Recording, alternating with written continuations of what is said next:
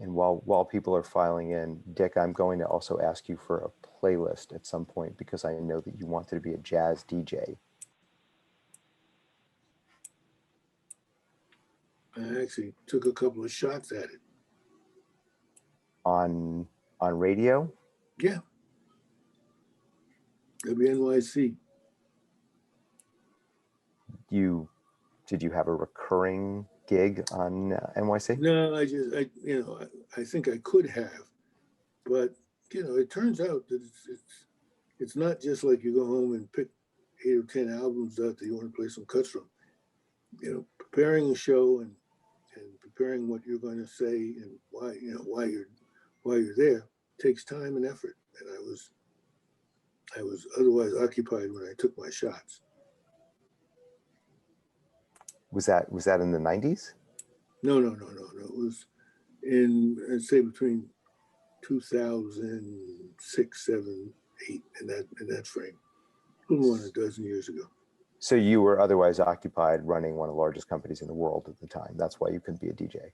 Yeah, I had a job. Oh, okay. Just making sure. All right. And I see people are still filtering in. So we'll give them another minute.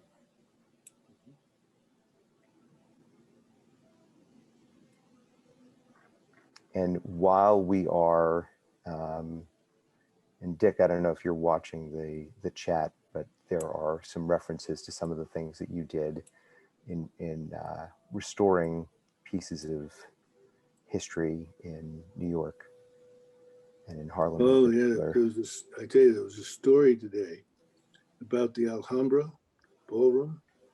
I don't know if you ever went there. I mean, that was a slice of an era. And if I were a billionaire and I was looking for things to do, saving some of these old places in Harlem, we were able to catch the Apollo before it went beneath the waves, but not the Alhambra. But what a great place! I mean, and eye-popping. If you go in there, you say, "Who knew this still existed?"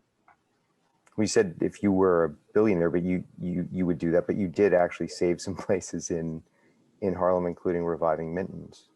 Right? Yeah, but I ran to the end of my resources. Let's put it that way. That's what I meant if I was a billionaire.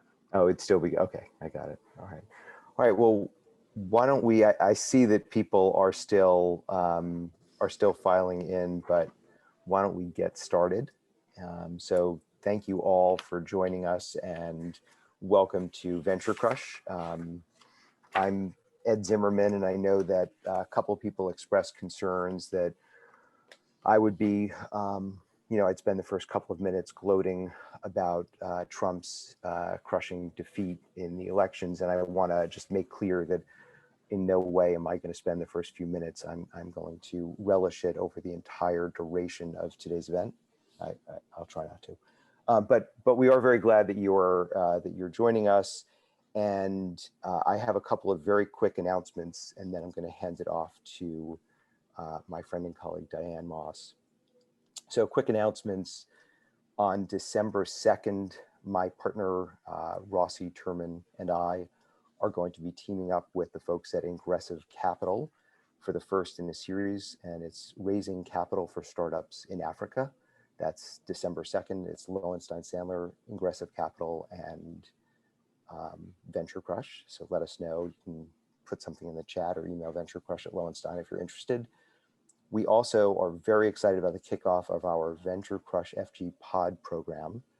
And we have a panel for that on December 11th with some terrific people. We'll drop a link in the chat on that. And we are still signing up terrific venture investors who are going to co-lead some of those pods, and we're starting to notify the companies that they've been, the startups that they've been admitted in the program, which also makes us really happy. I want to make sure that people use the chat for networking today, which is something that we haven't really done as much. You're welcome to talk a little bit about, just intro yourself, pop in your LinkedIn link if you'd like. But we'd like for people to use the chat for, to see if you can get to know each other a little bit while we're doing this. So now it's my privilege to introduce my friend and Lowenstein Sandler colleague, Diane Moss. Diane represents tech companies of all sizes in commercial transactions, cybersecurity, privacy, and data matters.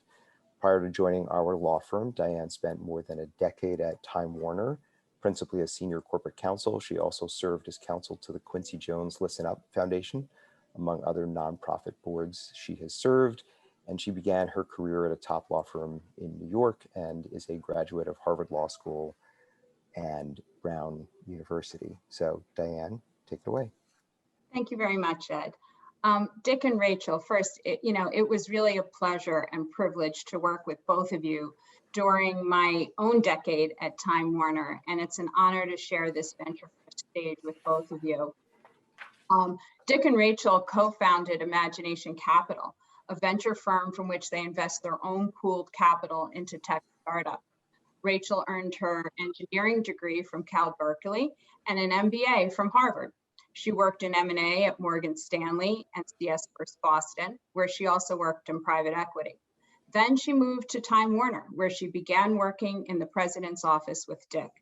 An early player in the New York VC market, Rachel founded Time Warner Investments Group in 2003 and ran it for nearly 15 years with numerous board seats and successful exits, including Maker Studios, which sold to Disney, Bluefin Labs, which sold to Twitter, AdMeld, which sold to Google, PlaceBand to Visa, and Glue Mobile, which is on NASDAQ. Rachel serves on public and private nonprofit boards, including Magnite and the Center for Reproductive Rights. And to understand Dick's career and impact, I'll start with last year's New York Times, noting that Dick is considered one of the most influential and foremost Black business leaders. Dick has been tapped to serve some of the world's best known companies of the moment, tended to focus on crisis management. For instance, Dick became chairman of Citigroup right after the mortgage crisis. Similarly, after the scandal hit the leadership of the LA Clippers, Dick took over as interim CEO to right that ship. When Les Manou's scandal broke out at CBS in 2018, Dick was brought in as interim chair. He came to the global business prominence as chairman and CEO of Time Warner, which is the world's largest media and entertainment company. Early in his career, Dick served as senior White House aide to President Gerald Ford, having worked very closely with Ford's VP, Nelson Rockefeller. After the White House, Dick became managing partner of the New York firm Patterson Belknap, leaving to help stabilize the then crisis-ridden Dime Bancorp, one of the nation's largest thrift institutions. Dick has served on the transition team for President Obama and 2 New York City mayors. President Bush also appointed Dick to chair a commission. Dick has chaired many boards, including the Jazz Foundation of America, the Rockefeller Foundation, and the Apollo Theater. Dick also serves on many other boards, including the Commission on Presidential Debates, Estee Lauder, Lazard Frères, and Madison Square Garden. Thank you both so much for joining us today. Our pleasure. Thanks for having me. So, Dick, I wanted to start with a word that kept presenting itself, whether somebody is reading about you or somebody has worked with you. And that word is people. I had the wonderful opportunity to work with you when I was at Time Warner. And what really struck me was how accessible you were, how comfortable you made people feel, and you still got the best work out of people as a result. So as a head of a company overseeing many strategic decisions, you also found time to mentor. How did you create both time and the perception that you weren't too busy to make time for your colleagues? Well, Diane, first of all, I thank you for the kind words. I hope that at least half of that's true. but it comes from a very genuine place. I believe, I've been put in charge of a lot of different things over the course of my career. And one thing has always been true, and that is it's all about the people. It's never really about you, meaning me in this case, or whoever the leadership is. It's about the people. That's who's going to get it done or not going to get it done. And if you believe that fundamentally, it shows in your relationship with the people. They're not, it's not we, they, or me, you, it's us. And so, first of all, I like people. And secondly, I believe that success in any, sort of corporate enterprise that involves a lot of folks is going to depend on whether the people are on board and producing. And so that's kind of how I acted. Also, from a leadership perspective, someone once said something to me. It just encapsulated my vision of what leadership is all about. And it was that a good leader gets people to believe in him or her. A great leader gets people to believe in themselves. And if you can get people to believe in their ability to do their part to achieve a larger objective, you really got something going for you. So Right. It is all about the people, and getting them to believe in themselves is the key. Right. So it's all very organic and interconnected. But I know, speaking of time too, I mean, you also found time for civic engagements. And I benefited greatly with our work when you led Time Warner into saving the historic Apollo Theater. Why was the Apollo Theater important to you and to Time Warner? Well, first of all, I think the Apollo Theater is important to America. The Apollo Theater, probably next to Carnegie Hall, is the most renowned and recognized theater in the world. And it represented, in its day, the height of African-American cultural contribution. And, its day was back in, when I was a kid, in the 40s, 50s, 60s, and it sort of slipped from a point of prominence almost to going out of business. And to have an historic, iconic, and important institution like that slip beneath the waves, it seemed to me would be, a tragedy, not only for the African-American community, but for the global community, because the Apollo contributed so much to what is now the cultural sort of zeitgeist of the world. So much of, particularly on the music side, so much of that came directly out of the Apollo. And so I thought, from the point of view of the African-American community, my fellow New Yorkers and Americans, it would be a shame to let that institution slip beneath the waves, as I said. And, what was Time Warner about? Time Warner was largely about, news and entertainment. And on the entertainment side, we had the third or fourth largest music company in the world. We had, the largest motion picture company. We had HBO. We had all of these entities that were in part relying on creativity coming from the African-American community. So the fit was obvious. And the challenge was one we could take on, because we had people like you who worked for the company who were willing to put in a little extra time to help the old Apollo. Yeah. It was actually one of, very special project for me. So very rewarding. Were there any other takeaways from that involvement for you or for Harlem? Well, there is a little bit of background. In the mid-90s, when they came up with the empowerment zone concept, Charlie Rangel had asked me to chair the Harlem Empowerment Zone. And I knew from that work that in order to get Harlem kicking over again as an economic engine, it all started on 125th Street. And in particular, it would all start around the Apollo, bringing downtown, uptown, as we said, We needed to bring people, we needed to sort of show that Harlem was open again for entertainment and business and get people from downtown to come uptown, start to feel comfortable, start to make investments. And so there was also a theoretical underpinning to our involvement. And I must say, over time, again, thanks to the people we involved, a gal named Debbie Wright, who was president of the Empowerment Zone, and a bunch of other good folks that we brought up, Harlem is alive and kicking again, and it all radiated out of the rescue of the Apollo. It's wonderful.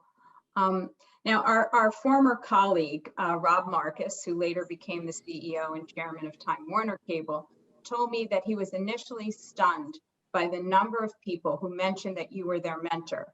He believes you may not even realize how many people that have felt mentored by you and have learned from you. Why has mentoring been so important to you? Well, because I think it's important to the development of almost anybody's career. I had several mentors, probably the most significant of whom was Nelson Rockefeller. And when I started out as a young lawyer, and I worked for the governor, he was then governor staying here at Nelson, doors that I didn't even know existed, let alone knocked on and been turned away from, doors opened up to me because of his mentorship, because of his endorsement of my potential. And, having a mentor means having someone who's prepared to, in a football expression, make a hole for you through the line that you can get through and get out and demonstrate your skills. You learn from mentors, they create opportunities for you, and they provide role models for you as well. So being a mentor, investing yourself in someone else's career development, I think is not only personally rewarding, it can be an essential part of success to those who you mentor. So, you feel good about helping somebody else along the way, and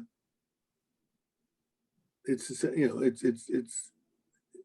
rewarding thing to do. Right. And it doesn't take anything, it doesn't diminish you at all.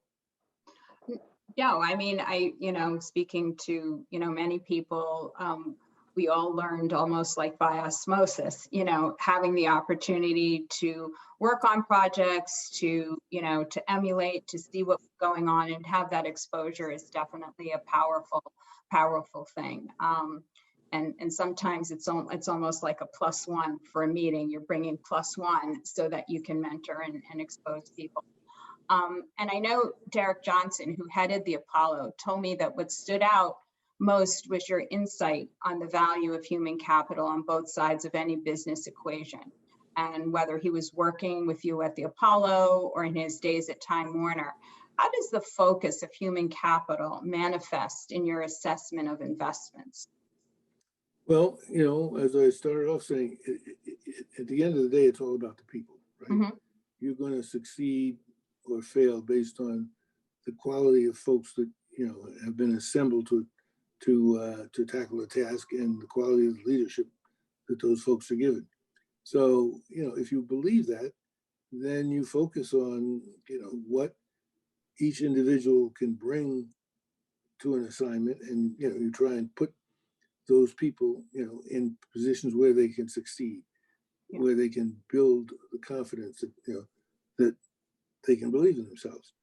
So rather than looking at the numbers are always important, or the competitors, I start with do I have the right team in place?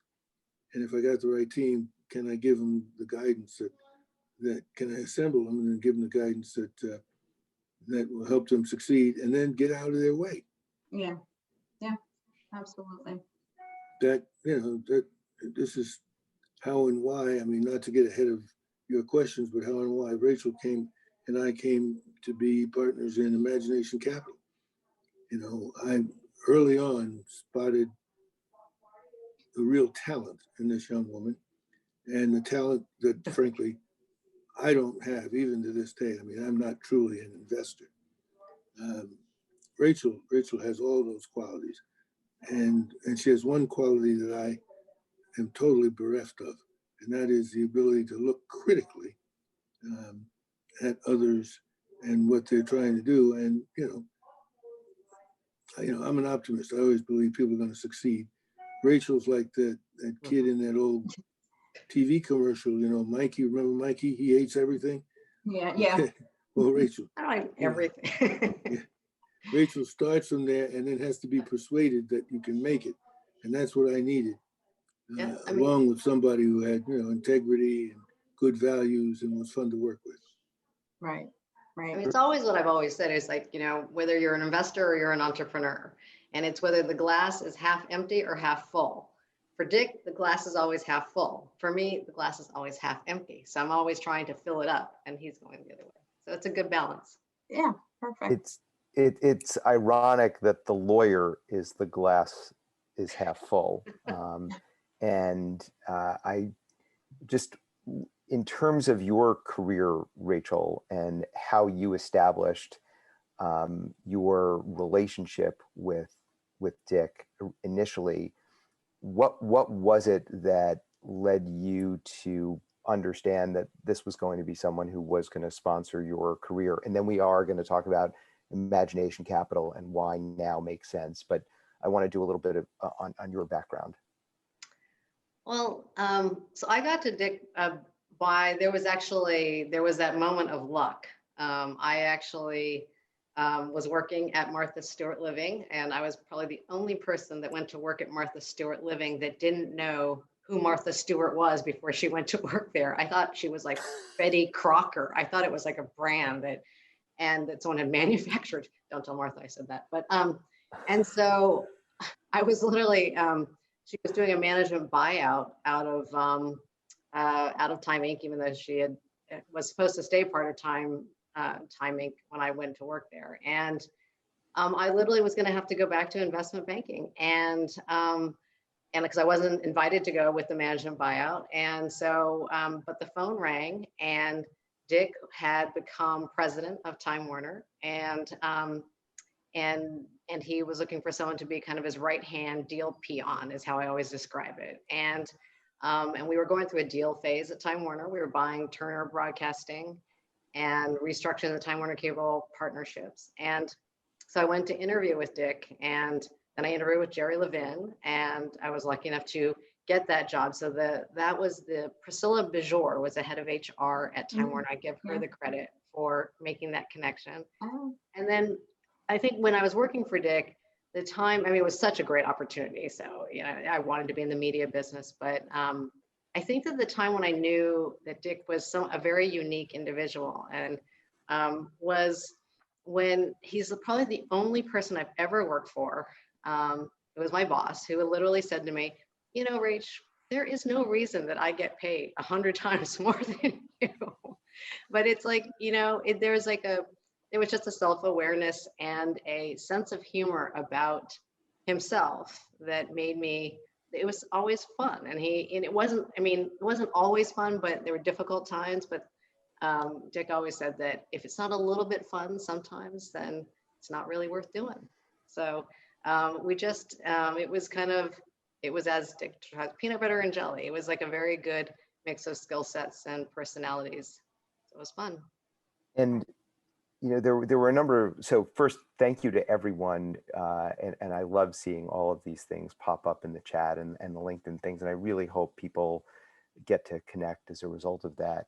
But thank you for all those who filled out the surveys. And I really, the extent to which Dick is an inspiration leapt off the page when reading the survey questions. And we're going to intersperse some of those questions. But a lot of people wanted to know how you, Diane, and you, Rachel, enlisted the sponsorship of someone senior and developed that relationship. And then I'd like Dick to be thinking a little bit about how you identify in people and what you as a leader stop doing in order to spend the time that you've clearly spent mentoring people who are making maybe not quite 100 times less than you, but who are a couple of rungs below you. It's not the person who's necessarily your direct report. So what things would you advise people who are in particular underrepresented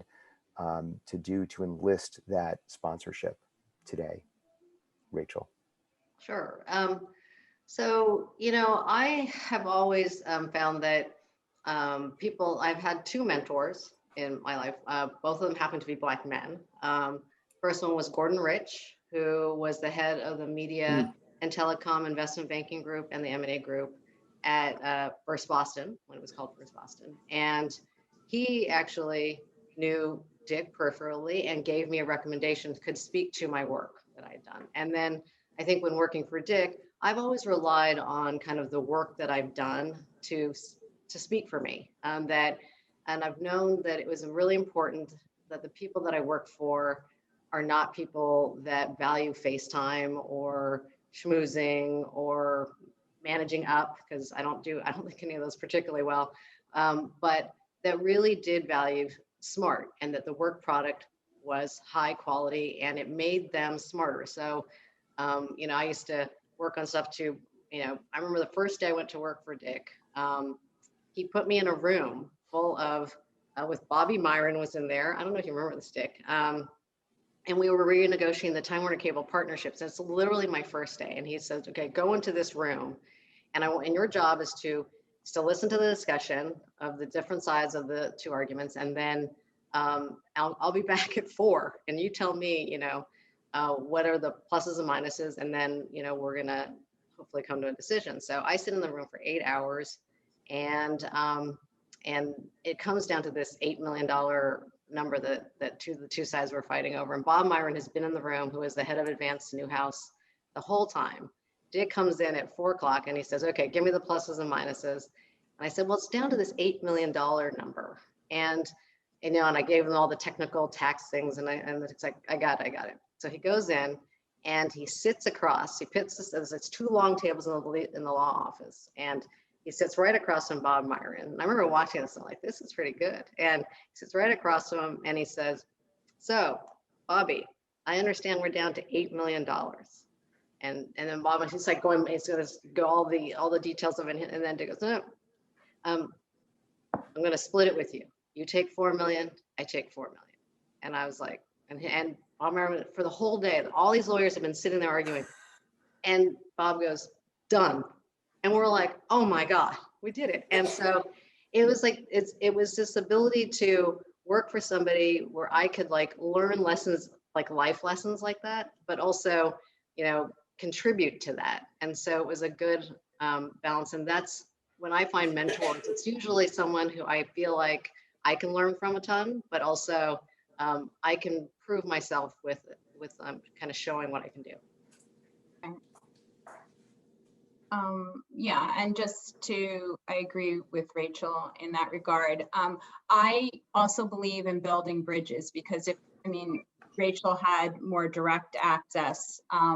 I reported to the Deputy General Counsel at that time, and fortunately, he was charged with the legal execution of really all of the company's operational goals.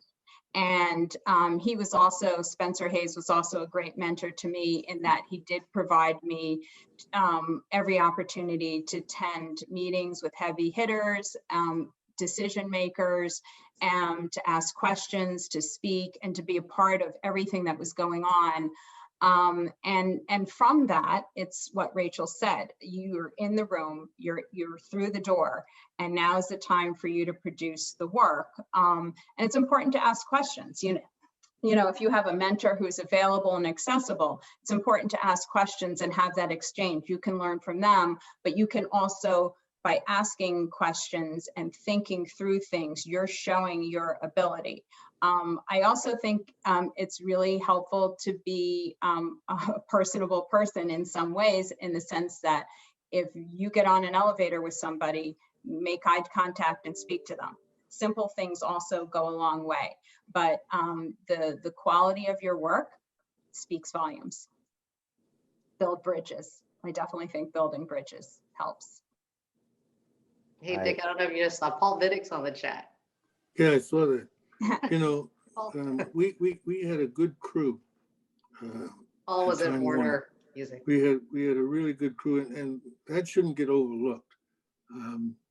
I think talent is obviously a sine qua non. You have to have talent.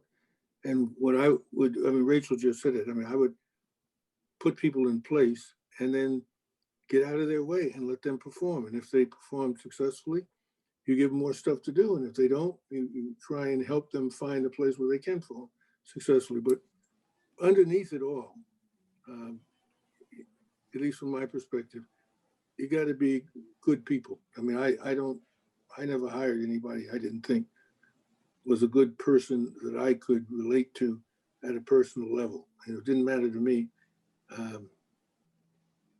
what their other skills were. If they were, I once said, I was caught off guard because I didn't realize this was being, sort of carried. This was one of those investor conferences where it was being e-broadcast all around. I didn't realize that. And someone said, what's the first thing you do when you take over a troubled or crisis institution? I said, first thing you do is you get rid of all the assholes. And, I got really beaten up by some of my colleagues who we were in the process of getting rid of from AOL for saying that. But you got to do that. You got to work with good people. When you work with good people who have talent, you're 80% of the way there.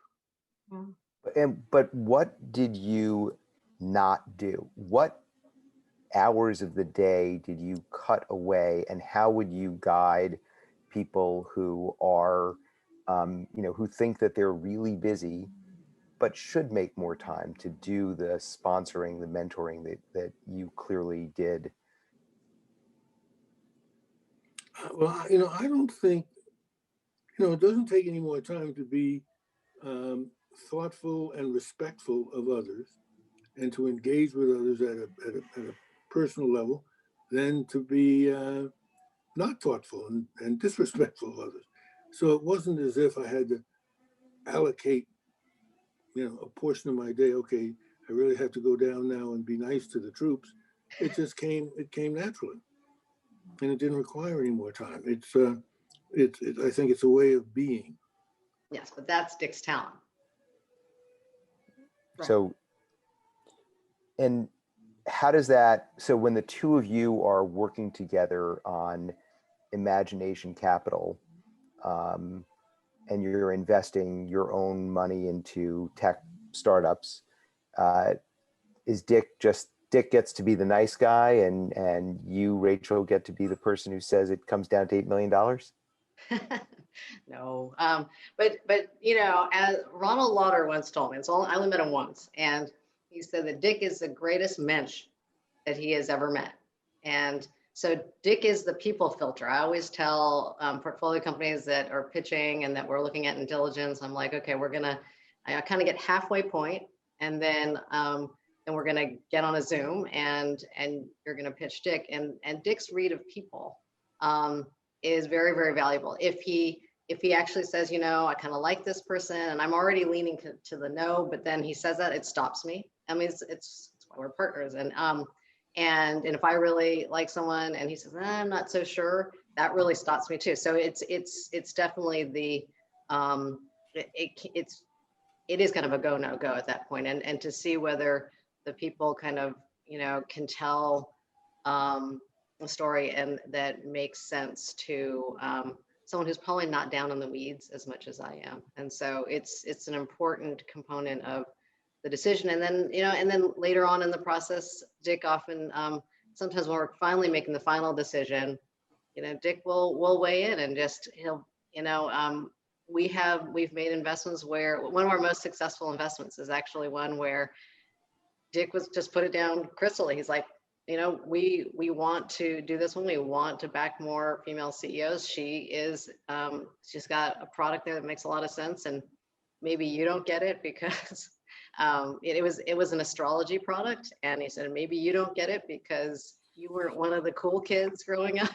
But I was, so I'm going to tell so much you. For kindness. Yeah. So he's like, I'm going to tell you that this thing is going to grow like a weed, and it has. Sincerely, it's a company called CoStar, and And so, so he can weigh in, and I balance it, and he made the call on that, and it made a lot of sense to me that, I'll tell you what he said. He said, you weren't one of the cool kids because, but what were the cool kids doing? They were smoking some dope. They were looking up at the stars, and they were reading their horoscopes. This is an app for the cool kids, and it's going to grow like a weed, and it has. And so there are those kind of, it's a balance, the give and take. And I think that's what a good partnership is based on. And Well, I would only add that in this partnership, I'm the junior partner. As I said earlier, Rachel's the investor. That's what she did and does for a living. The two things I can add are, one, as she said, an evaluation of people, and two, I can sense a business. If someone's got a business opportunity, I don't know the technology. I don't know necessarily all of the, the fine wiring between the different components, but I can tell whether you got a business or not. And so Rachel pulls the heavier oar, and I just try and help at the end fine tune. But she mentioned something that was important to me in terms of why I did this. And it was because, first of all, I knew Rachel. I knew she was fun to work with, and she was enormously talented. But she also had a real passion for establishing the role of females in the venture capital space. And, I thought you could call it mentorship, or you could call it whatever you want. I just call it support for that notion with someone I knew and enjoyed working with.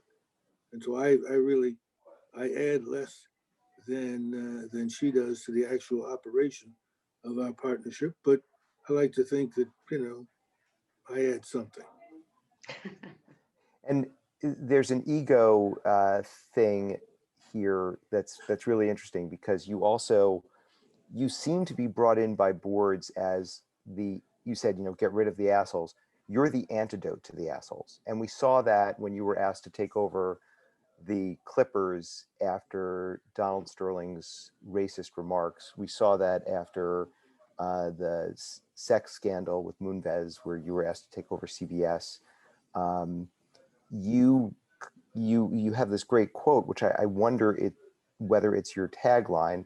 You were interviewed in the New York Times, and you said something about, I came here to turn down the flame under the pot so it doesn't boil, not to turn up the flame. Is that, how do you get that self-confidence to be able to step back and not be the egomaniac, to empower the people under you? We so often see the opposite in CEOs, particularly in venture. Well, I think it's a product of personality and experience. It's some part nature, some part nurture. I've never been terribly excitable. And it seems, at least I try and think back to the time when I was lacking in confidence. And I go back to, age 10, 12 as being the last time I can remember that. But then you go through a lot of experiences in life that either reinforce natural tendencies or don't.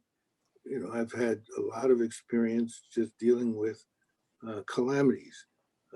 In fact, I once worked for a guy who claimed I was the cause of the calamities that I then had to sort of temper down. But if you've been through it enough times, so for example, take the LA Clippers. I had gone through managing really large institutions through difficult periods with some degree of success. So then you're out there in LA, the team, the whole team, the whole enterprise, corporate enterprise, like 125 guys and gals, right? I mean, it's this tiny little thing. And the issue was discreet. It was, sort of keeping Donald Sterling at bay until the NBA could deal with him. Why wouldn't I have some degree of confidence that we could do that if he could, sort of navigate Time Warner, AOL Time Warner, as it's then called, through the perils of that merger, and Citicorp through the perils of the financial meltdown. So it's part nature, but a lot nurture too, a lot just experience and building on experience. So, but part of, with respect to the Clippers, I mean, there was the stabilizing the situation clearly, but part of that must have also been the brokering of the deal. I mean, it was a very, the Clippers situation was slightly different in kind in nature because of the racism that was involved and, you know, perhaps foreshadowed more bold statements that were coming, especially over the last 4 years. But, you know, what about the business brokering aspect of it? You know, there are lots of different pieces to keep it together so that the whole MBA actually didn't disable. Well, it was an interesting assignment, for sure, but not all that challenging. As I said, you know, I started out by saying, you know, I'm a lawyer by training, and as you know, Diane, the first thing, and maybe the most important thing you learn in law school, is how to dissect and analyze a problem, how to take it down to its elements so that you can then solve pieces of it and then put the solved pieces together and solve the whole problem. So first thing you do is figure out what's the issue here, what's the problem? And then, and that was just restoring confidence on the part of the people who worked for the Clippers and were part of that organization, that they aren't going to have to deal with Donald Sterling anymore. That I got Donald Sterling, you worry about your job, and, you know, we'll be fine at the end of the day. And then in terms of, and so that's just getting people's confidence that, right, this guy's got the door, right? He's going to keep Sterling off our backs and away from us so we can go back to do our jobs. The negotiation of a deal was something, as Rachel can tell you, that's what we did at Time Warner. We did deal after deal after deal. And basically, with the sole exception of the AOL deal, I had done most of them for 10, 12 years. So, and there You don't want to take credit for the AOL deal? You know, I was there. I voted for it. What can I say? Understanding where the other guy is coming from is an essential part of being, you know, good negotiator and getting deals done. Steve Ballmer wanted this team, so it was not a hard. You know, I could have said on that $8 million that Rachel's talking about, all right, Steve, why don't I take the 8 and you get nothing, and let's do the deal. And he would say, done. Right. Well, Rob commented several times about how quickly you saw things and how he would spend hours preparing, similar to probably what Rachel is saying, that hours preparing something to show you, to be able to explain it. He'd open it up and you would say, oh, you know, it's this. And, you know, he was always impressed that you had that quick insight, could see things clearly, could see things quickly. And that also in terms of managing these situations, you always kind of, people left the table feeling good, even though you definitely got what you wanted. So those are definitely some leadership skills that have left impression on people who have worked with you. Robbie's a good man. Yeah. He was one of the most talented people I worked with. We would go into these negotiations, and the other side would have a principal, the lawyers, the bankers, the tax guys, etc. And I'd have Rob on my side, because Rob, he could cover all of that ground. You know, he was a lawyer by training, but he was a great merger guy. He knew the taxes, and he was quick on the draw. I mean, he was a terrific partner to work with. Yeah.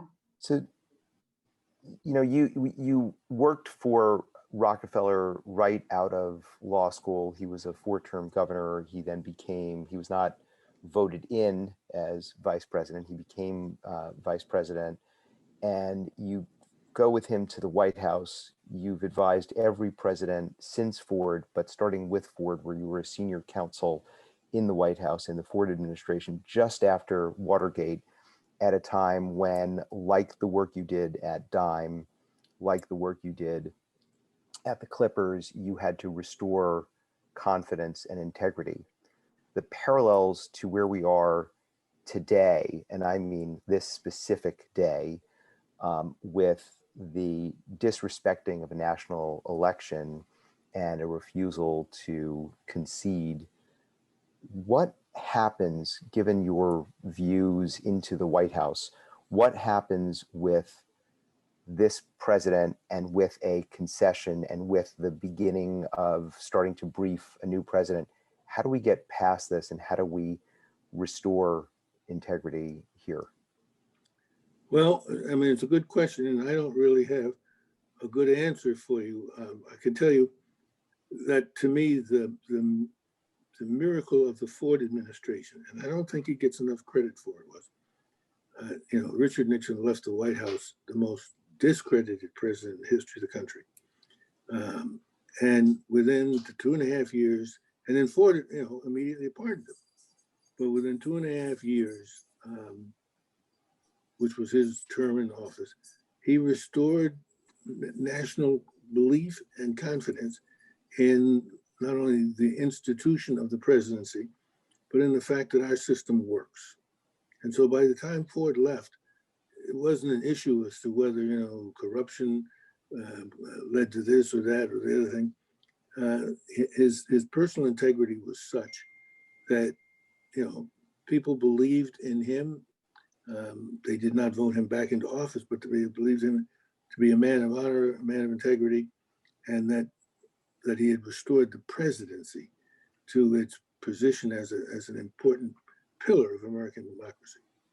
I don't know that we're going to be able to say that this time. I have no idea quite how this current situation ends, whether when all the states do certify, which eventually they will, and the outcome is clear, which it will be, that, Vice President and President-elect Biden has won the election. I don't know what the current incumbent does. I worry a bit. I think, Bill Clinton said one thing that I agree with. He said many things I agree with, but one thing I agree with in particular, he said, all you really bring to the office is your character, right? And this is going to be another test of the character of the current incumbent. And it's not like he's been knocking the ball out of the park in previous tests. So I don't know what happens. I do know that there will be a transfer of power, and therefore, by definition, a transition. Whether it will ultimately become smooth or whether it will remain rocky the whole time, I don't know. I worry about that. And that transition of power, you believe, is going to happen on time? Well, the transition of power, the latest date will be January 20th, 2021. 2021. And it may take that long before it is finally resolved, but it'll happen then. You had a great quote in an interview you gave in 2008 about going out to sea, and everyone looks good when the tide is high, and then when the water goes out, you can see that some of them don't have bathing suits on. And there's an extent to which the Trump administration and the current climate has done that with this undercurrent of racism in America. Is that something that we're going to heal? Are we going to put that genie back in the bottle? Good question. First of all, I should say, to give credit where credit is due, that quote's Warren Buffett, I think, who said it, and I was just quoting old Warren. A lot of people, particularly many of my Democratic friends, they blame Trump for a lot of things. And Lord knows he can be blamed for a lot of things. But he did not create the underpinning structures of racism in America. They were there. What Trump has done is given permission for people who felt a certain way, but never wanted to say it or identify it publicly. So I said, well, wait a minute, President can be out front with this, so can I. He's pulled the cover off, or pulled the Band-Aid off, if you will, an existing wound. And we have a chance now, this, to some extent, this moment reminds me of a moment I lived through when I was in college during the late 60s, where, the country erupted around issues involving, racial discrimination and injustice. And then we kind of went back to sleep as a country.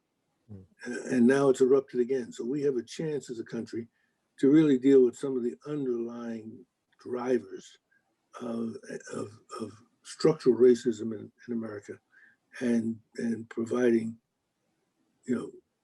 simple justice, as the title of a book that I loved calls it, to all Americans. Whether we're able to seize the moment and actually get something fundamental done remains to be seen. But I'm hopeful. So here's a situation where, stability, but we have to move beyond being stable or back to putting the Band-Aid on. And I think that the climate is probably, I agree with you, right for that. I'm also wondering if you think, I know a while ago in a CNN interview, you mentioned that you thought there would be a wave of, you had anticipated a wave of Black CEOs that would arrive after you were at Time Warner. Given the changing climate and the emphasis on intentionality, do you think that wave is coming now? It's long overdue. Yeah, well, I think, you're being kind because you started your recollection of that CNN interview right at the middle. The beginning of it was you had predicted that there would be a wave, and boom, it didn't happen. Right. Why were you wrong? And I thought about that because I really thought that, well, this is the beginning of a new turn of the wheel, and it just didn't happen. And as I've thought about it,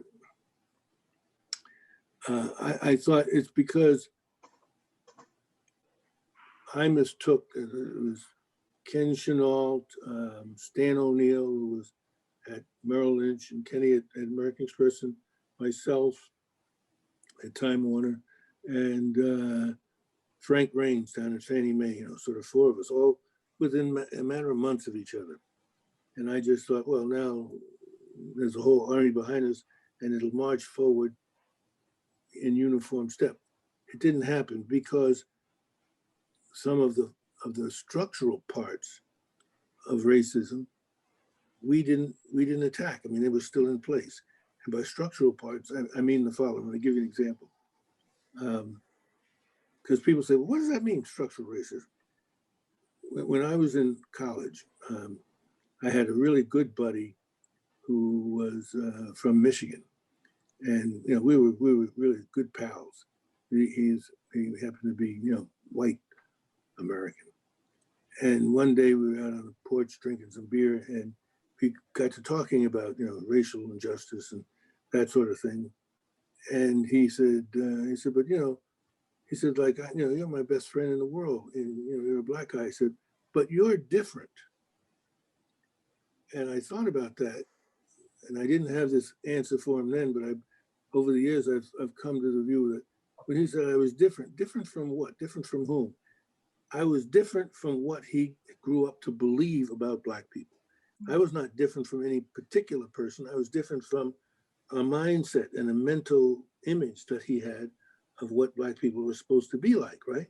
Mm-hmm. Well, that's America. Most of America has a view, particularly white America, has a view of what Black people are supposed to be like, not in fact what Black people are like.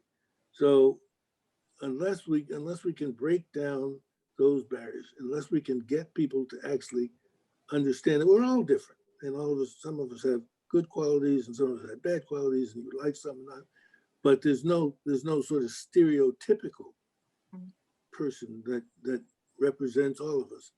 We're not going to make as much progress as we need to. And I think this moment, I hope that we don't just focus on how to educate more young African Americans who have talent, which is important. Don't take anything away from it.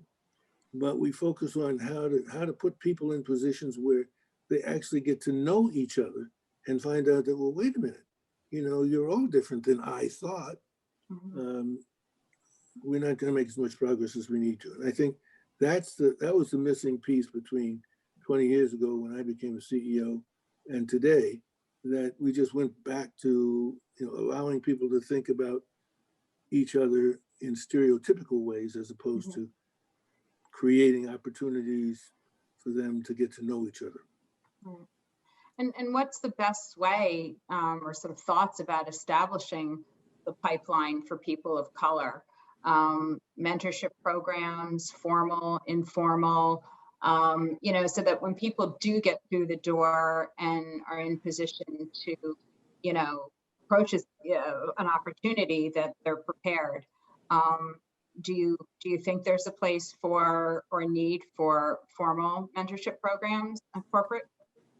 Well, I think they help. Yes, I think kind of what Rachel and I are trying to do now, which is provide capital to, now in this case, it happens to be more of a focus on women entrepreneurs, but there are plenty of Black women entrepreneurs out there, probably more than Black men entrepreneurs, but providing capital for,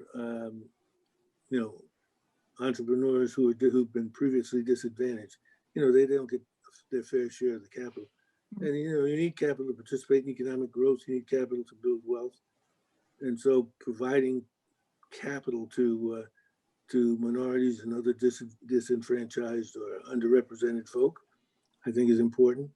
I think fundamentally, housing and education are going to be the two pillars on which any kind of reconstructive effort have to be based.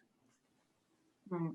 Rachel, do you have thoughts on ways, the best way for minorities to get on VC boards, boards of VC-backed startups?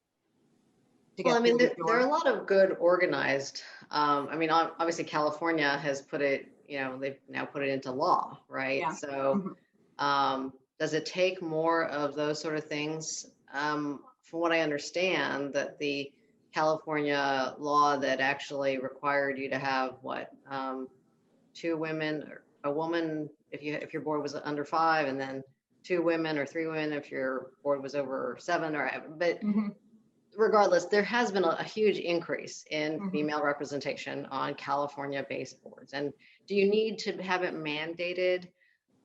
I would like to believe not, but I really don't know.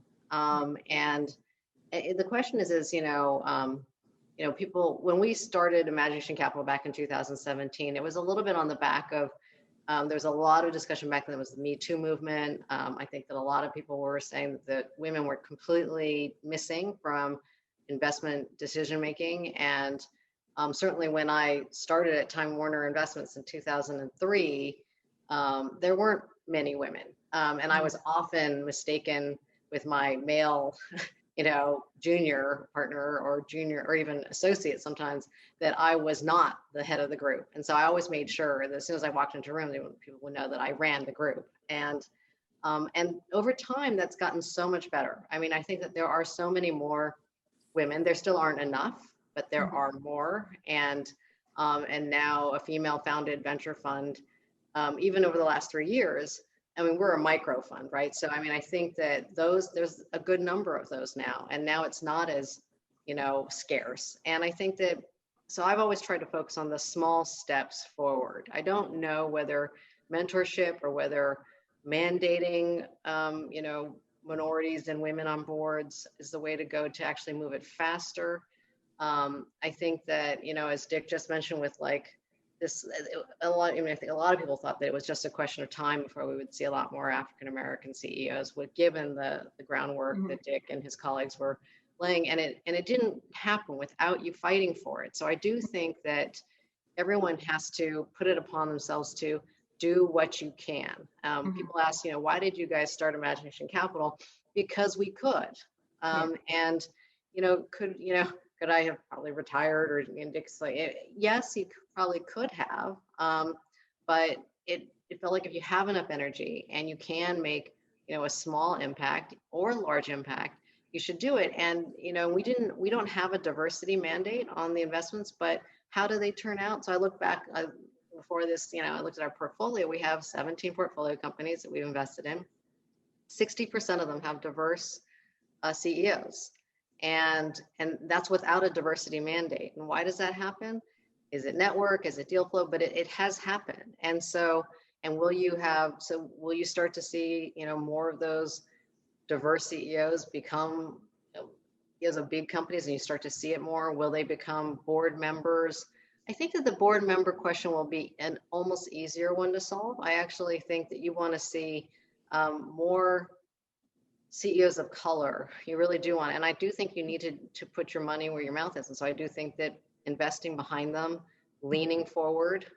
Dick has often prodded me to lean forward. We're gonna give this person a shot because I think that because we can't. I mean, it's just risk capital, and so let's not just go behind all the easier ones that the name firms want to back. Let's make sure that we're looking. And so it's the other reason that I found seed investing to be pretty rewarding. The seed investors really do like to share deal flow. I don't feel this whole sense of competition. It's kind of like putting together that $1 million board and tracks for entrepreneurs that you lean forward and you do what you can. And I do think that the board situation will probably be easier to a certain extent because there are great corporate executives. They may not be at the C level, but they are strong and they can fill board seats and they can bring in good judgment, good perspective. I think that the CEO role is one where I think people, if you can, you lean forward and you try to make that happen because there aren't enough of them. Right. And Rachel, so you started Time Warner's venture arm in 2003. You were among the earliest participants in the New York venture market. And was that the right time? And is now the right time to be making such early stage investments as tons and tons of capital are piling in on top of it? I think that venture is such a long-term business that you can't really time it. I mean, there are bad times to be writing checks, certainly. I think that I wrote a few checks in 2008 because I was determined to keep investing and they didn't turn out so well because the recession really did the ad recession hit them. But, in 2003, it was probably a pretty good time, actually. If you think about the bubble had burst, valuations were really low, capital was really scarce. I funded a company that literally called the general 212-8000 484 8000 number at Time Warner and had turned down by 80 VCs before me, but generated a 4.5x and an 8x for David Bonnet, who was the other investor in it. And so there are times when, yes, the cycle is down and it can be better. Now, are the valuations high? Yes. And are there a lot of startups? Certainly. And there is a lot of capital, a lot of untraditional forms of capital, including our own, right? That are backing early stage companies. Does that mean that it's a bad time? I mean, I also looked at how many of our companies have had step ups, and so we've had, 30% of them have done stepped up rounds already, and it's pretty early into the fund's life. And I think that when you invest, you have to know what you're looking for and what you're good at and where you add value. And I think if you stay true to that, you can make sure that you don't succumb to FOMO. I definitely have one deal where I succumbed to FOMO and I'm like, oh, that one is dead man walking. And I just think, I'm not going to say which one it is, but I do think that, you do have to know what you know when you invest in early stage companies, and you do have to know where your gut tells you that you can tell that there's some, I call it there's something magic about the company. There's something where, oh, this really makes sense.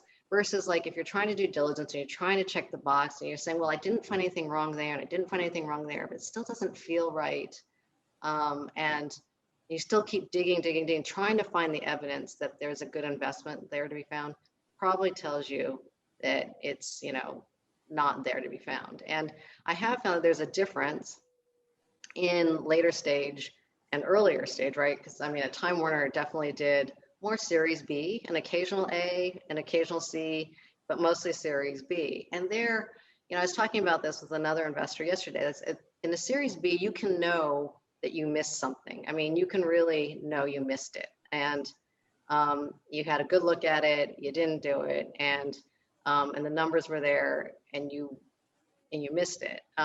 In the earlier stage, it's more forgiving. It's like in the seed stage, who knows?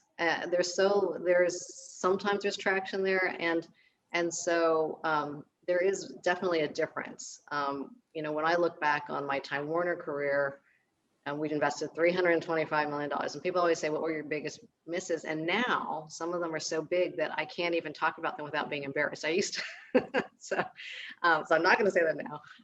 But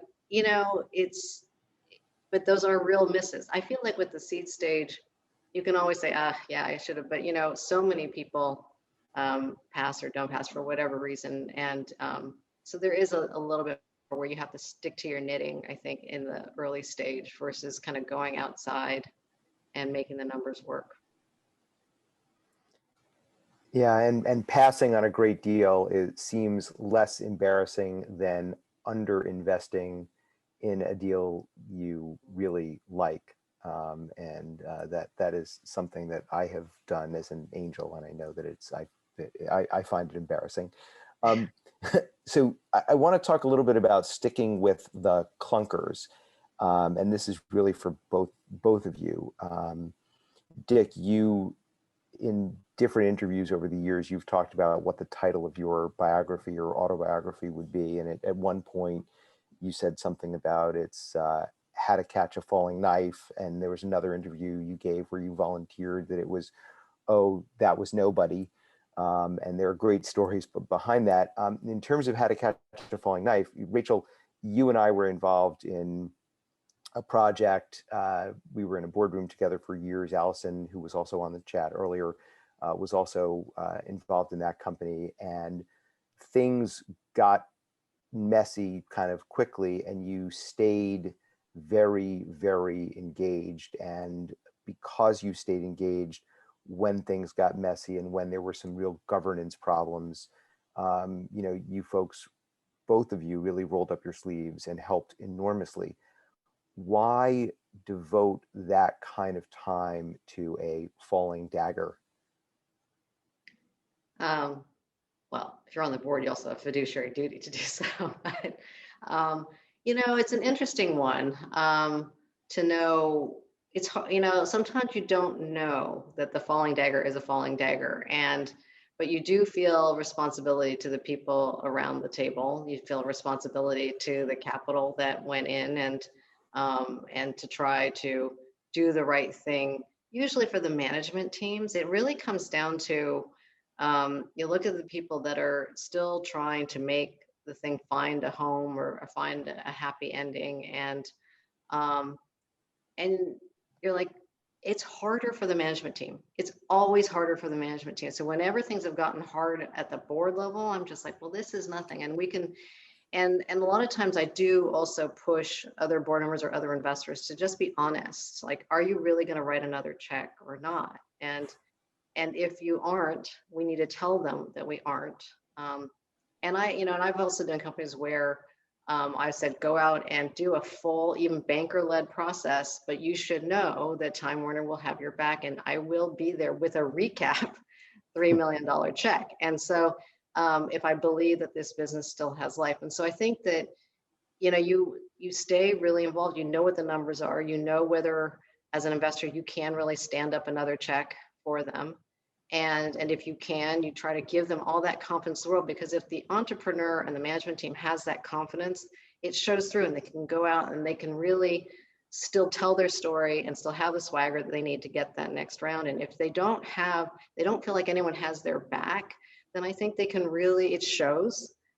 They don't pitch well, and it all just comes back into the board. And then everybody, even at the board level, the existing investors start to get nervous. And I have been, I feel like if I tell someone I'm going to be there, I'm not going to back off unless the numbers don't start to fall away as well, right?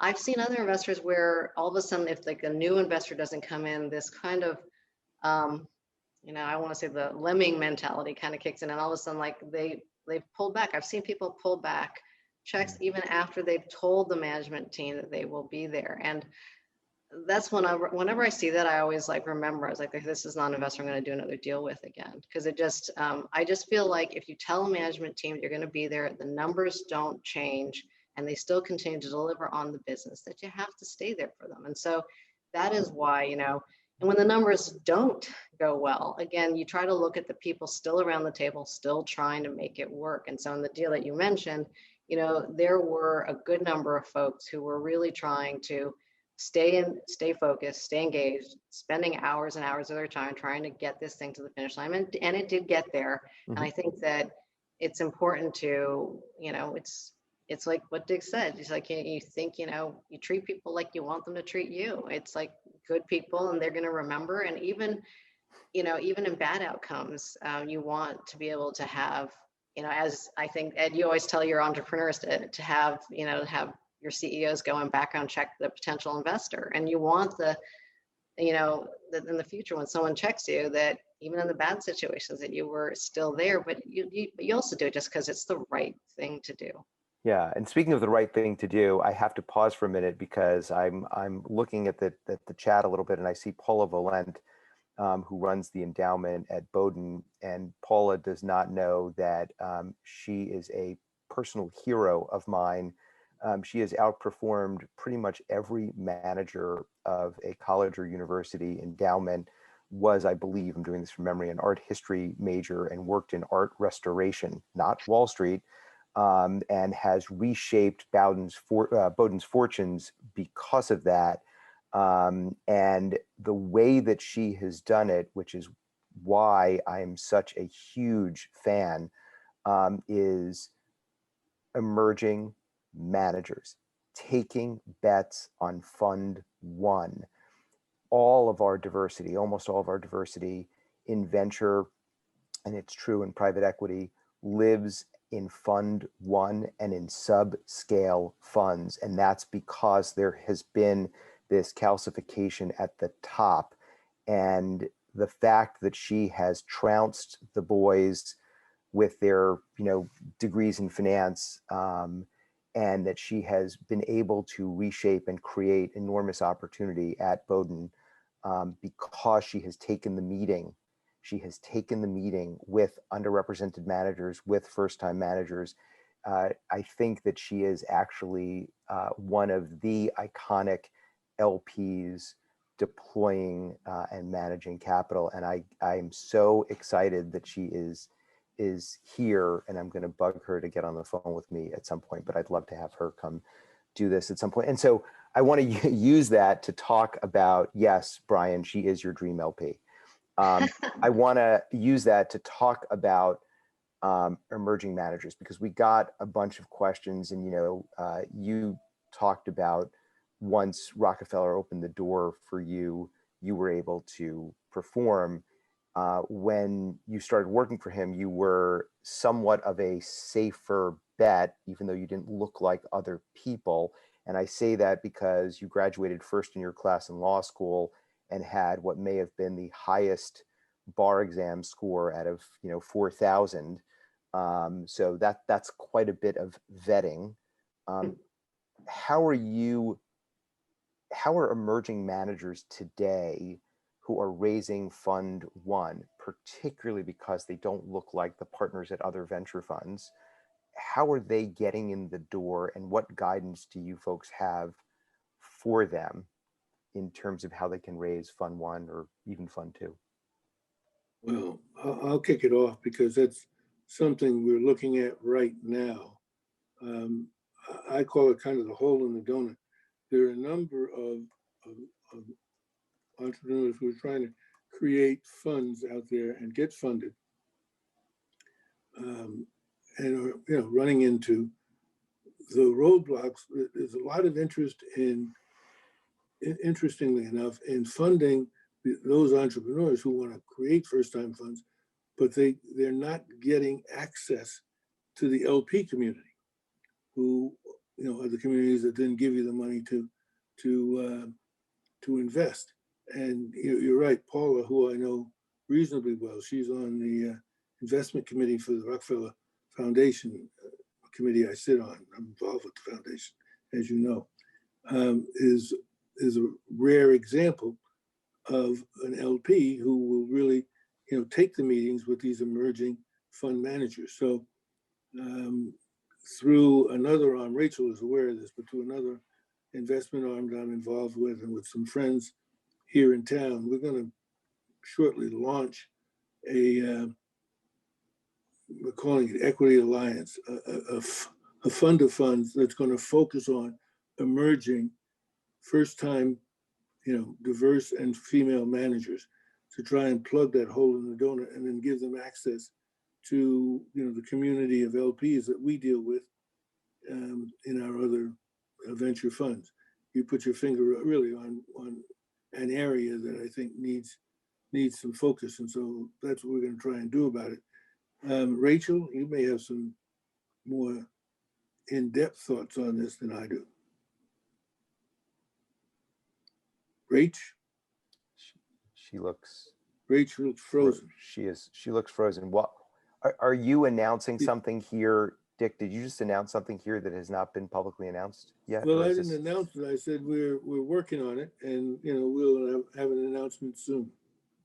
Okay, so that was the announcement. You heard it here first. Emerging managers, particularly underrepresented, are going to have a new additional place to go for capital. We hope. Am I still frozen or I'm unfrozen? No, you're wonderfully thawed. I mean, that's something that I think that, Dick has a new initiative that, that you now have breaking news. But I think that it is, I think it's a real challenge. When we looked at whether, I've talked to some LPs, and Ed, you always have those dinners that have diverse GPs and LPs together. And, I think that for me, I think that is daunting. And it's probably one of the reasons that we didn't raise outside capital, in addition to the fact that Dick didn't want to manage other people's capital. And so that made it easy. But I don't think that, I've definitely sensed that, people, if they want to lean in, they can, and some LPs just really don't. And I give an example, like, it's when you meet some folks at like a dinner, I've had some people say, oh yeah, your Time Warner track record would definitely port over. That would be interesting. And other people where you meet them more cursory, they're just like, no, absolutely not. I wouldn't take the Time Warner track record. I mean, it's 14 years, but no, I wouldn't take that. It would only be your Imagination Capital track records, because there at Time Warner, you had the brand name of Time Warner to get this deal flow. Oh, okay. So then when the guys that are spinning out of, Andreessen Horowitz or Sequoia, they didn't have a brand name to get those deals, correct? I just, so I don't, I haven't done it. I probably won't do it. But I do think that the LP community could definitely, and I know that there are some vehicles that are being set up to really lean into this, to address the gap. I mean, there's also structural things, right? A lot of the emerging manager funds are too small, and a lot of the LPs are trying to put bigger dollars to work. And so I think that there are some interesting solutions that are coming up through the market. I mean, obviously we saw Plexo get done recently, and I think I have a colleague who's trying to build something as well that's an interesting larger fund of funds to address, kind of to bring in institutional money into her vehicle, and then potentially do the smaller checks that the big institutional LPs can't do into emerging funds. So. And those smaller checks are so important. And I will just, I know no one came here to hear me, and I didn't come here to hear me, but I will just say that, my wife and I have been investing in underrepresented managers and first-time funds for about 8 years. And we are investors in 10 families of Black-owned venture funds that we've been doing for years, and about double that number of women-owned venture funds. And many of those are Fund 1, and will come into Fund 2 and 3 if we're allowed back in. And we write small checks, but it is astounding to watch the effort that they expend, that these managers expend to get to a first close of 3 million, 5 million. And sometimes we will commit and then it'll take 20 months to get to that first close. And so we really need all of the help we can get. And by the way, I do this because I'm going to make more money. It is a different line of sight. It is not this homogenous view. It is a different understanding of consumer behavior. And it goes back to what Rachel said about how, you know, Dick intuited that Rachel didn't necessarily know what the cool kids were doing in high school, because that's why Rachel ended up getting an engineering degree at Cal Berkeley. I think it's super important, but it is a great way to create wealth. And I think sometimes you need to be able to write smaller checks because the fund sizes are smaller. And I see in the chat also our colleague Equi, who came over and had worked in house forming funds at JP Morgan.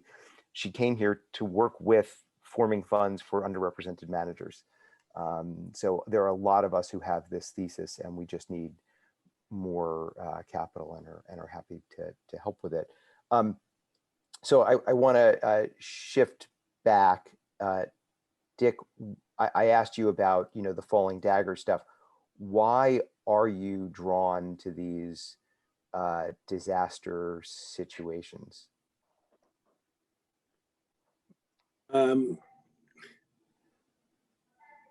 Probably because that's what's been offered to me. And at the risk of sounding vainglorious, I'm good at that sort of thing. I'm good at. I'm a decent crisis manager, and I'm a much better crisis manager than I am a steady state manager, because you know, there's nothing like a good crisis to concentrate the mind, as my old friend Pat Moynihan used to say to me. But it didn't start out that way. I didn't, you know, when I left the practice of law and went into business, went to the Dime Savings Bank, as Diane pointed out at the beginning, I didn't think that there was going to be a thrift crisis. The thrift crisis happened, you know, within a matter of months of my joining, 6-8 months later. But, you know, then you develop some skills and you develop kind of a reputation, but you more importantly, develop some skills. You see where your skills lie in managing through a crisis. And then other people notice it and they say, oh, geez, you know, we got a bit of a hot potato over here. You seem to be able to deal with that. We'll toss it in your direction. It was not my, you know, my career intent, however, to function only in those kind of contexts. But those contexts seem to marry up with what little abilities I actually have.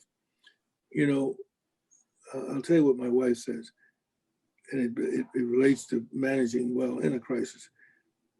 There's tons and tons of research that show the worst thing you can ever do is panic. People's judgment, they make the worst decisions, and their judgment is the faultiest when they're in a state of panic. Well, I don't panic. And my wife says, you know, the secret to your success, you know, is that you're obtuse. You know, you don't even know when you're in trouble. So you just kind of roll on. Well, maybe she's right. So sorry, you said you mentioned your friend Pat Moynihan, and I froze because Moynihan in 1965 came out with what is arguably one of the more controversial documents of the last 100 years, the Moynihan Report. Do you want to talk at all about that? I didn't know that the two of you were friends. I know he worked in the Nixon White House, but do you want to talk at all about that friendship and the Moynihan Report? Well, in 1964 and 5, I was in college. I didn't know him then. I got to know him. George Bush, George W. Bush, not H.W., formed a commission on revising Social Security, and Moynihan and I were the co-chairs of it. And we got to know each other very well then. Pat, you know, he was a hell of a guy. I never actually went back and read his report that he did for, I don't know, I'm trying to remember, didn't he do it for Johnson or Kennedy? But it was back then on, you know, the state of Black America. And there was a lot of, as I gather, from the perspective of, you know, 30, 40, 50 years hence, there was a lot of fundamental truth in that report, which was hard for people to accept because it wasn't politically correct. I think, you know, we'd do ourselves a favor as a country if we went back and revived and, you know, sort of, you know, refreshed our recollection as to some of that, because as he talked about Black families and, you know, cultural institutions within the Black community that were in need of support, I think there's some merit to it. But I can't really comment on the full range of the report because I've never actually read it. All right, well, I just dropped a link.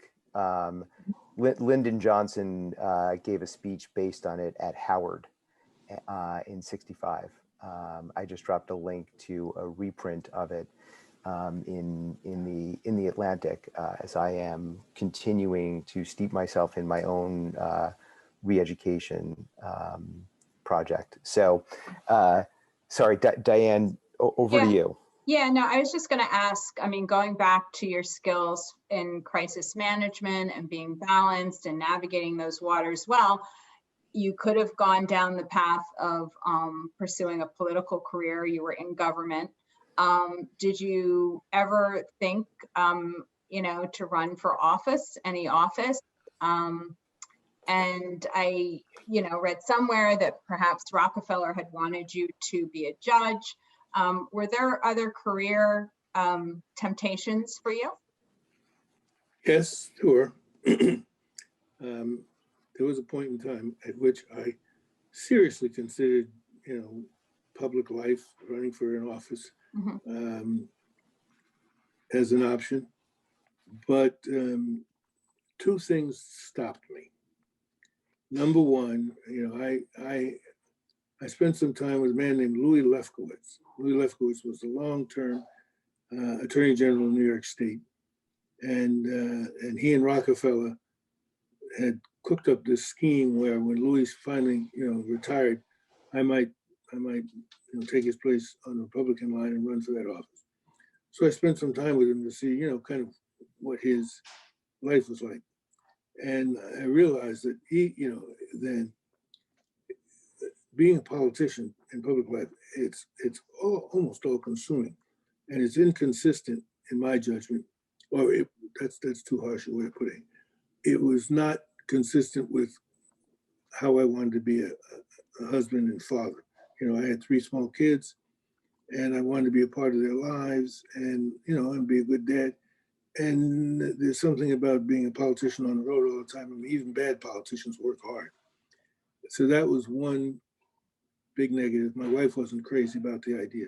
And the second one was when I talked to Rockefeller, he gave me maybe one of the best pieces of advice that I've been given. He said, "Well, you know, I think you'd make a great public servant, and I'm all for it and would support it." He said, "But just bear this in mind." He said, "Never put yourself in a position where you need the job, because if you need the job, then they got you. If you don't need the job, you got them."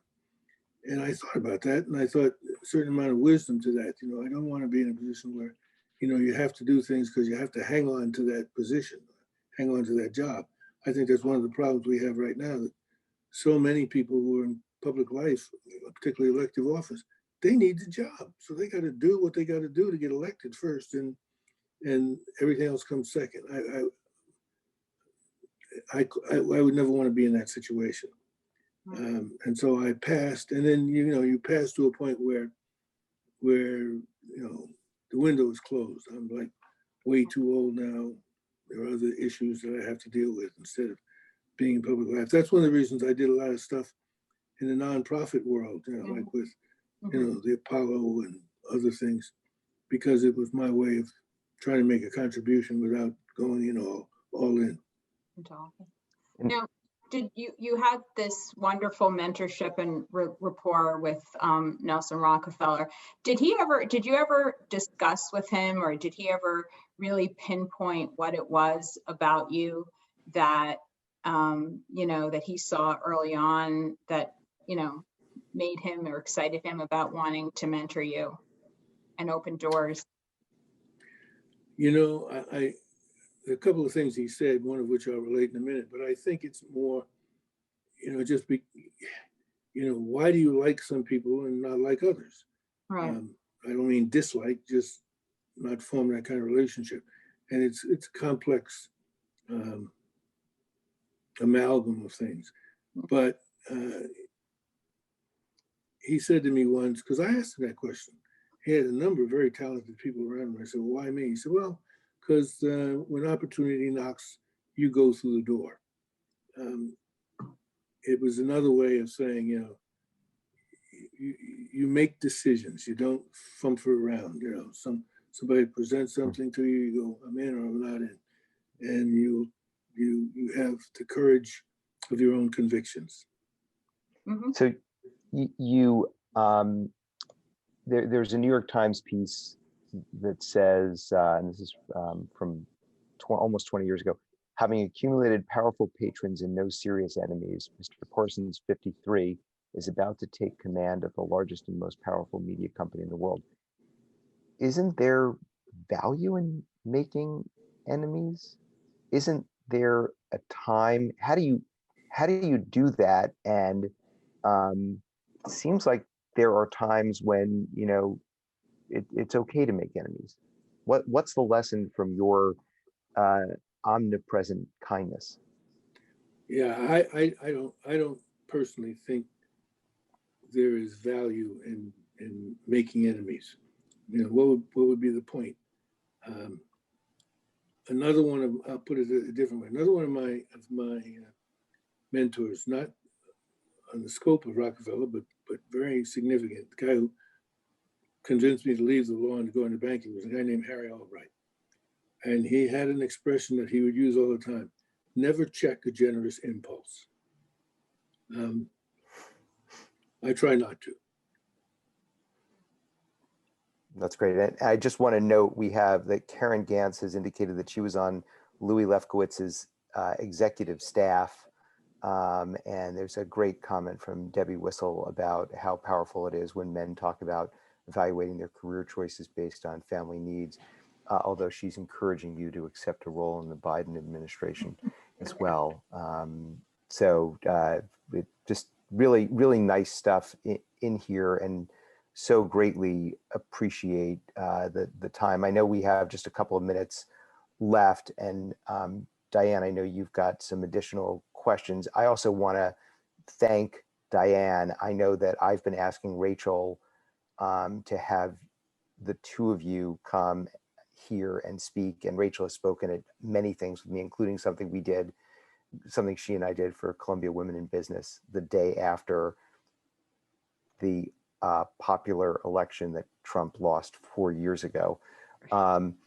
And you indicated that you were doing, Dick, that you're, it's clear to me that you're doing this in part because of the warmth and fondness you have toward Diane, and in part because this is a moment in time. But why more speaking now? You've been a little quieter in terms of public speaking like this the last couple of years. Is that to me, Ed?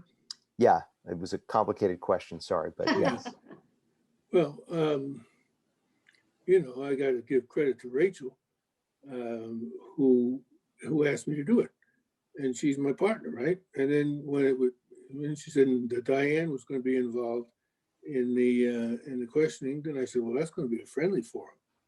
So it's like a twofer. I get to say yes to Rachel and catch up with my old friend Diane Moss, who I'd lost track of. Here I am. Awesome. Diane, you have a couple more questions that I know Yeah, you want to get to. I mean, some actually, speaking of fun questions, yeah, I mean, you had some lessons learned about, parental love and an experience that gave you strength, perhaps to make some mistakes, connected to a tale of matches, which might seem unusual or out of character to the audience for somebody who then went on to lead, these companies. So can you tell us about what happened to your family home and how your parents responded and kind of how you felt afterwards from that? Because it probably was something that really did shape you in many ways. Well, for those of you who don't know the story details, when I was a kid, I think I was 7, I accidentally, keyword is accidentally, burnt my house down. I was playing with matches and it got away from me. And what we were talking about earlier was the reaction of my parents, and particularly my father, who was the major disciplinarian. I expected, if I did anything theretofore, like, tell a fib or, take something that didn't belong to me from one of my siblings, I would get spanked. Because spanking was okay in those days. So I thought I was going to get, something was going to get broken or I was going to get murdered on the back of this. But my father and my mother both, in the gravity of the situation, which became immediately apparent to me because we had to move in with my grandmother because we didn't have a house anymore. They both spoke to me, but in solemn and serious terms. But I never really got punished for that because the they recognized, and with the passage of time, I recognized that the consequences of that were so substantial that what good would a spanking do? I mean, it was like if you didn't learn your lesson after that, you weren't going to learn it because you got spanked. And what it reminds me of, and this to some extent goes back to the Moynihan exegesis. Somebody once asked me if I had to summarize in one word, what would I say was the basis for my success? I said the word was expectations. My parents, my grandparents, my extended family, aunts and uncles, they all had expectations for me. And I suppose until I really, I'd say 5 years got out of law school, I was always trying to meet the expectations that the people I loved and who loved me had for me. And I think that's an enormously important thing. And that episode of my childhood where I accidentally burnt my house down probably was the first instance of where I began to appreciate not only the expectations that the folks had for me, but the faith they had put in me. Right. And when you moved to the Rockefeller state to serve as Governor Rockefeller's chief of staff, your grandfather had worked there years before. What changed the arc for you versus him? That is a good question. This was my grandfather on my mother's side. So his last name was Judge. So for most of the time I'd worked for the governor, nobody knew of this connection. But after we left Washington, I came back to New York and I lived on the estate for a period of time while we looked for a house. And the governor let it be known to some of the people who worked there that, this was old man Judd's grandson. And so several people would drop by, the house we were staying in and share stories with me of old man Judd. And he sounded like a hell of a guy. He was the head gardener. He was in charge of groundskeeping. And a lot of these guys had worked for him back in the day, had respect for him and, said, oh, your grandfather's a great guy. We all loved him. He knew his business, blah, blah, blah, blah, blah. And I had occasion to think about, all right, so 2 generations, what was the difference? Because he sounded like a guy who could have been wildly successful in American business in terms of his skills and talents. So what was the difference between his opportunities and mine?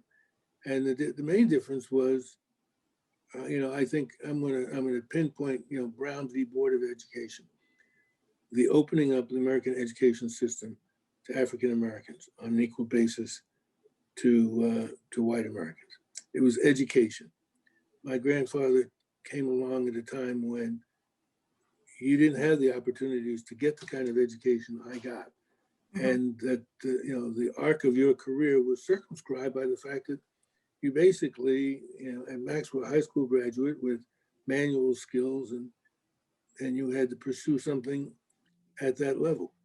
By the time I came along, I as you heard, when I went to college, I went to law school and became a lawyer and had, a track record or a runway in front of me that was far more extensive than my grandfather ever had. So, the opportunity to get an education, and then the equal rights laws of the 60s, where discrimination in the workplace was made illegal. Those two things gave me opportunity that my grandfather never had. I have one last question for each of you, and Dick, it goes to the really powerful statement that you've just made, as well as your comment around expectations.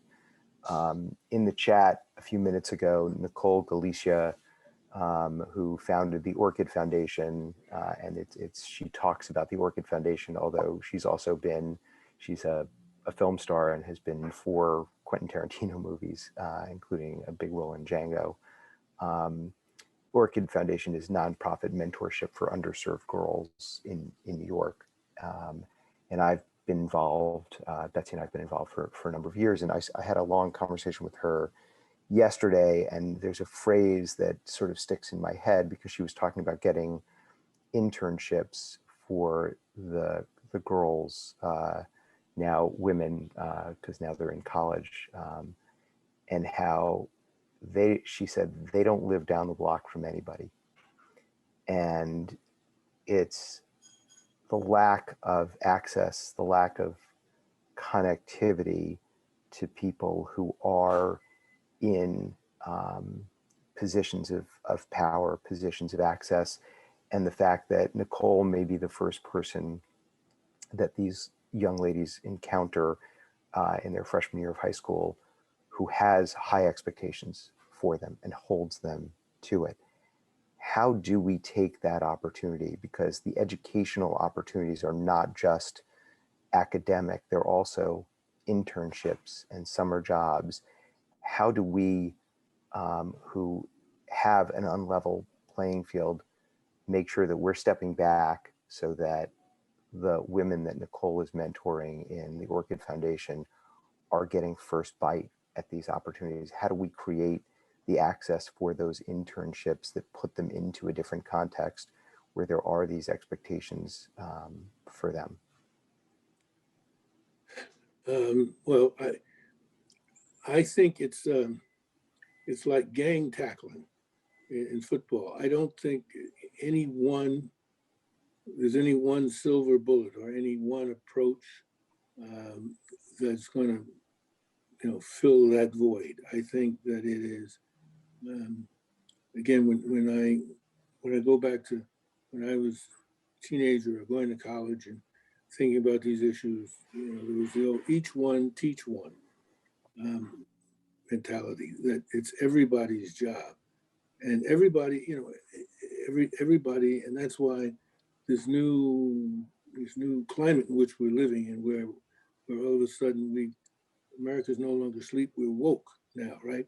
People are aware of the need to do something about racial injustice in this country and structural imbalances. And so my answer is everybody's got to take a piece of this and do what they can. I'm reminded, I think it was Arthur Ashe who said, start from where you are, use what you have, do what you can. That's a good place for everybody to sort of begin their thinking. Where am I? What have I got at my disposal? What can I do with it to help create an atmosphere that encourages people and gives them confidence. You know, what that mentoring you're talking about, it's no different than what I said at the very beginning about if you can get people to believe in themselves, then you really accomplish something. That's what in part mentors do. They get you to, you know, they believe in you, and so why shouldn't you believe in yourself? But it's everybody's job.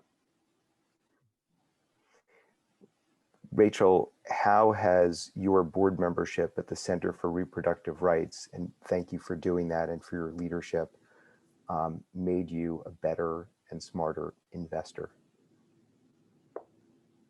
You know, the Center for Reproductive Rights does amazing work. And for people that don't know, it is a pretty large nonprofit that actually uses the power of the law to fight cases to maintain women's reproductive rights here in the United States as well as globally. And it follows on what Dick was just saying. It's like, what can you do? And so I got involved there because in 2017, right after Trump's election, and I was like, I'm not going to just complain. I mean, we can all sit there and bemoan ourselves and say, woe is me, but you know, you got to take some action, and you can't change it for everyone, but you can do what you can do. And the opportunity became available to get involved in that organization, and watching that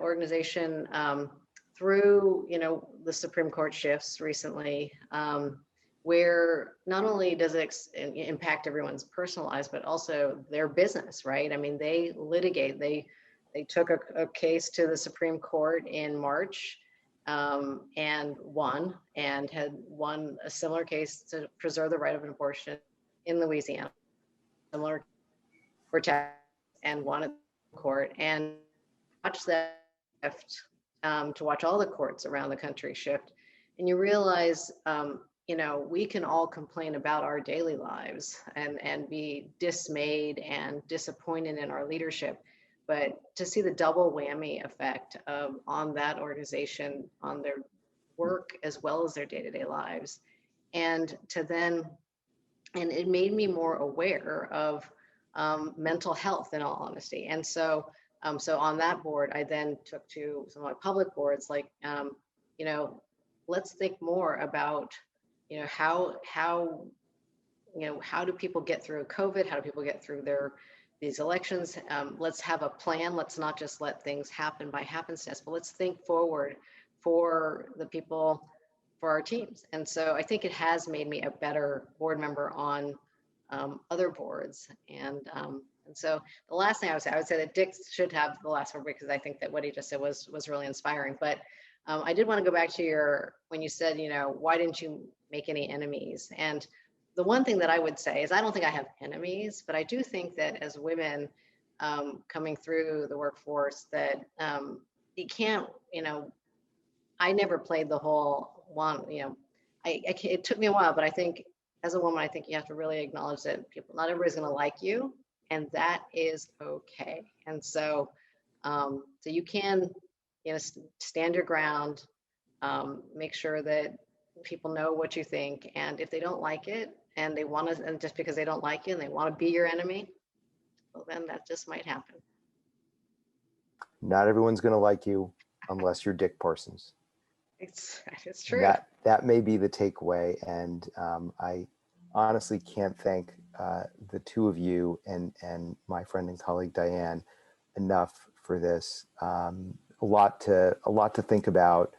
I also want to encourage, as you think about adding people to your boardroom, and as you think about how you're going to contribute, there are places like the Orchid Foundation, which is starting to build a formal board for their nonprofit work and is looking to fund scholarships for these amazing women.